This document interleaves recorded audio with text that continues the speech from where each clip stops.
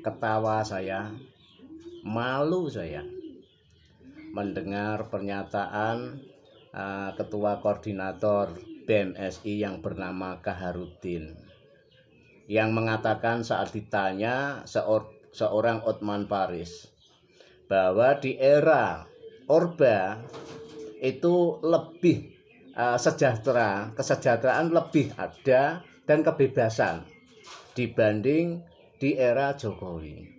Ini anak ini belajar sejarah dari mana dan gurunya siapa? Kalian itu lahir tahun berapa ini untuk Kaharudin itu? Bagaimana ya? Kalau generasi seorang mahasiswa dalam hal sejarah ini sudah benar-benar buta dan menyesatkan. Bagaimana nanti generasi yang akan datang di era-era tahun nanti ke depan di tahun 30-an ini akan seperti apa kalau tidak bisa dibenahi mulai saat sekarang? Kalau di era Orba dengan era saat sekarang era Jokowi itu ya jauh lah.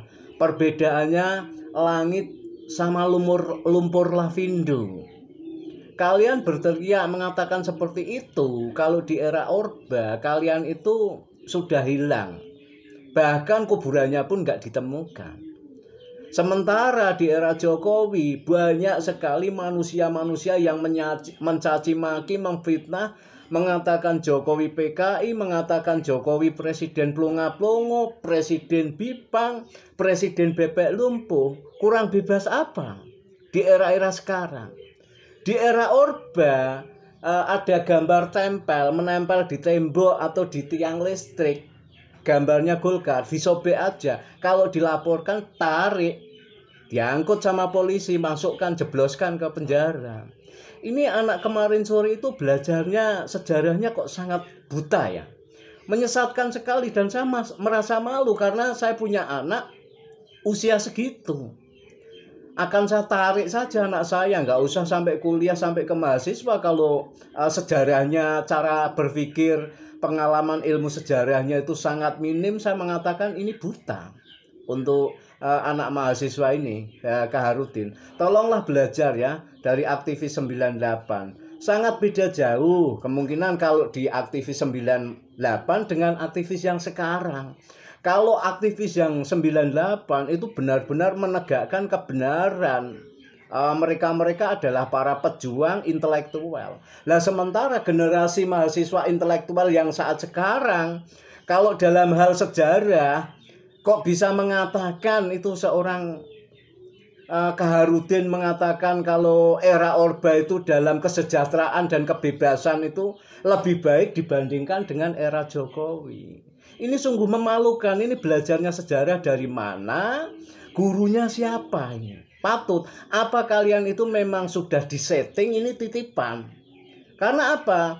Tuntutan-tuntutannya itu kalau saya sudah bisa menjawab. Kalian akan demo melakukan tuntutan tentang 3 periode. Ingat ya, Pak Jokowi tidak pernah mengatakan membuat pernyataan 3 periode. Bahkan dia taat konstitusi.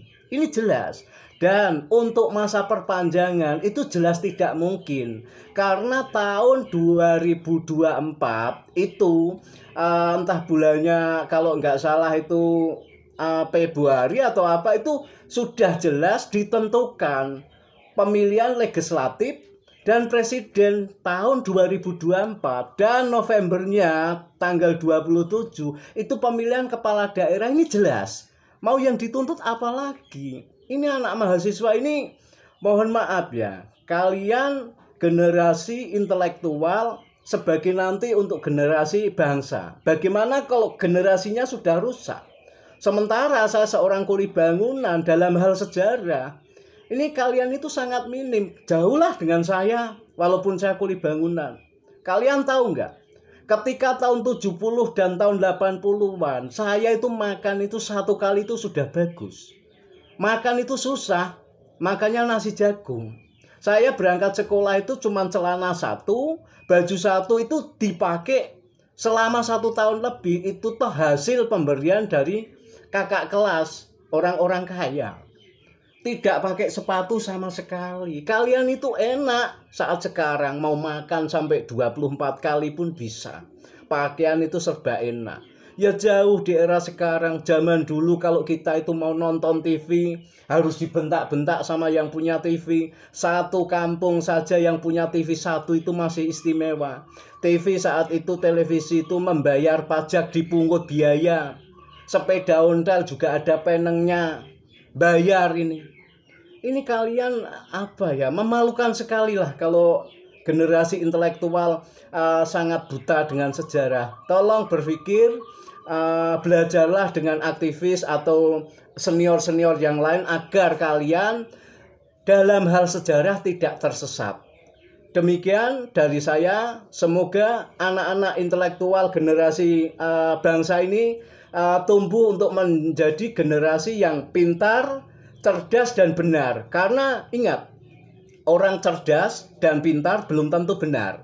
Seperti ini, ketua BEM, koordinator BMS ini, saya mengakui kalau dia itu cerdas. Dalam berbicara panjang lebar, pandai, tapi asal bacot. Tapi untuk mencapai kebenarannya itu sangat minim. Mohon ini untuk dicatat untuk anak mahasiswa ini ya. Saya hanya sebatas kuli bangunan, namun saya tetap ingin selalu menegakkan kebenaran, ingin selalu tegak lurus untuk selalu mendukung pemerintah yang sah. Salam NKRI.